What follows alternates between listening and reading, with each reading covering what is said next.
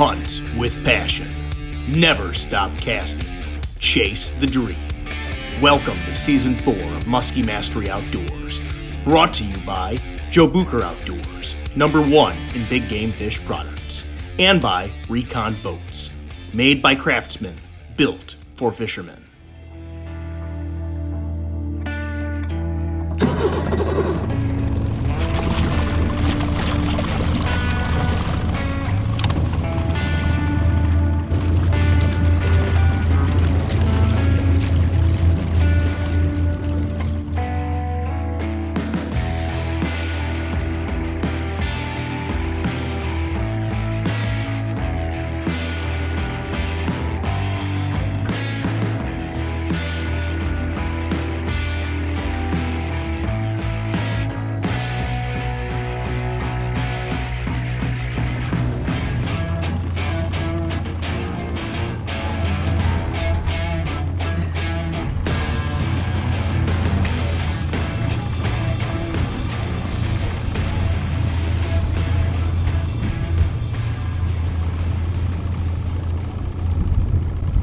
Whoa, got one, baby. Oh yeah. Oh yeah. That feels like a good fish, guys.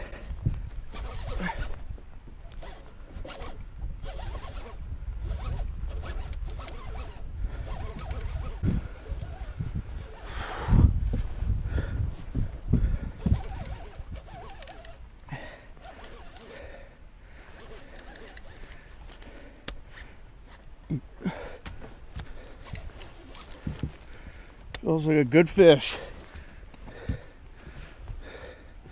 Just gonna tire her out.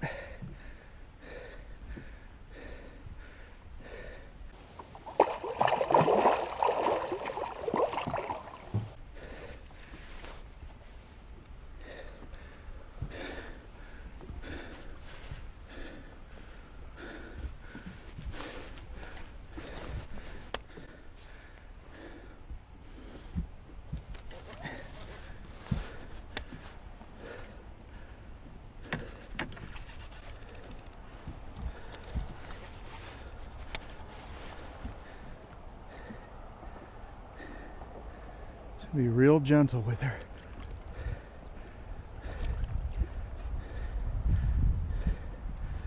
Just gonna be real gentle with her. It's a nice fish. All right.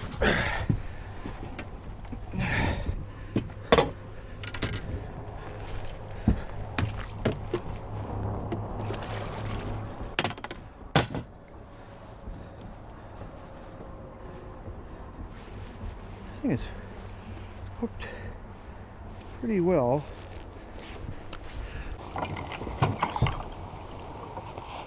Got her, baby. Touchdown. Touchdown. Oh, yes. Oh, gosh, she was just staying hooked there, too. Wow. That was amazing. Holy cow.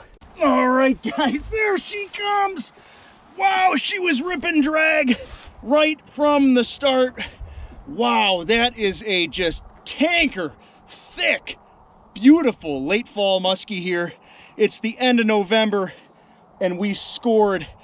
Jointed DepthRaider, getting the job done. Wow, clicking and ticking, baby. Let's get this fish back and I'll fill you in on all the details.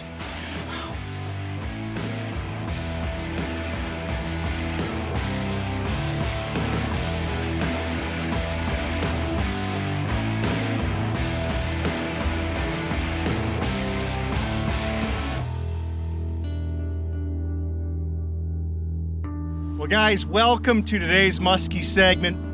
You are joining me here on just an absolutely gorgeous day here in late November. Water temperatures are between 36 and 37. A lot of the area lakes are frozen. This is, as I like to say, the last stand. It doesn't get much better than this. This is the last stand. I've only got a day or two left here in the 2020 season, and wow, we just scored on an awesome muskie. And this particular jointed DepthRaider muskie here, I'm using the old perch pattern here, jointed DR. It doesn't get much clearer than this. on the bait fish connection. You know, I'm trolling these big, you know, bodies of water this time of year that are still open. I'm focusing on break lines near the main basin, right? And some of these areas hold bait fish at different times of the fall season, and some of them don't. These bait fish are so mobile. They're always moving. They're always cruising around. A lot of them are hanging out over the open water. Some of them, you know, some schools are hanging out on those break lines, which is what I'm focusing on today. And, you know, what I'm getting at is I focused on some areas that historically have been very productive to me. Well, not today. I had to get out of my comfort zone today and focus on fishing some areas that really aren't in my milk run, so to speak. These are some areas that, yeah, I fish them, but I would kind of consider them B spots. B because, well, I don't know, they're not as productive as my A+ spots. When my A+ spots are on, I'm fishing those spots. They're just out of control most of the time. Not today though. Those spots seem to be just vacant and just lacking all the bait fish. So I went scouting around and all, you know, I'm going through some of my B spots. Well, guess what? Your B spots turn into A spots when you've got the food there. The food is what these muskies are after. I mean, cover holds fish so they can ambush, so they can attack, but muskies will always be relating to their food source. That is one of the, you know, just that's the golden rule in muskie fishing, so to speak, is always be by the food. And that is what led to this muskie today. Trolling, you know, a lot of folks are asking, why troll? Well, when it's this cold, believe me, I mean, I've got a day or two. A lot of the smaller lakes around here are frozen. Your line guide's gonna freeze, your reels are gonna freeze, you're gonna break your reels. Trolling can be a great way to score and stay warm in the late season, because again, when it's this cold, who wants to have their hands exposed or get wet gloves and all that kind of stuff?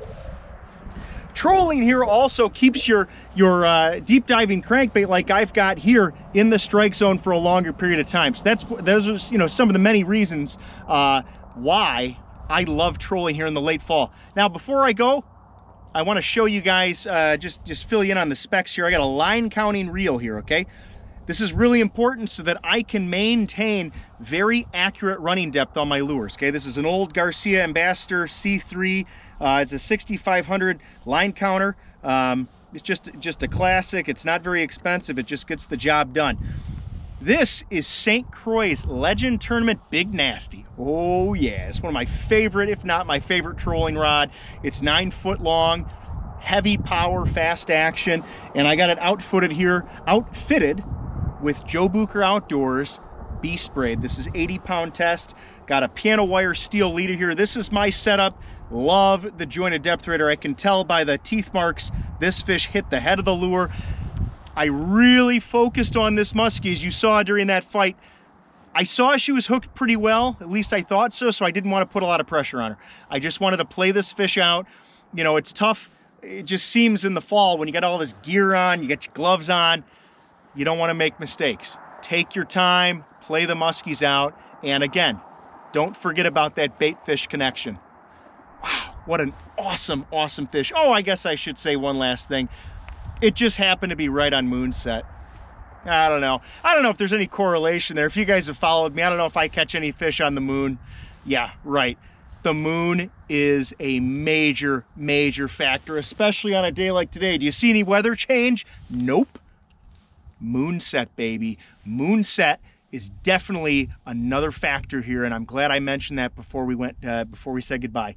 Anyway, guys, I really hope you enjoyed this segment, and as always, thanks for watching.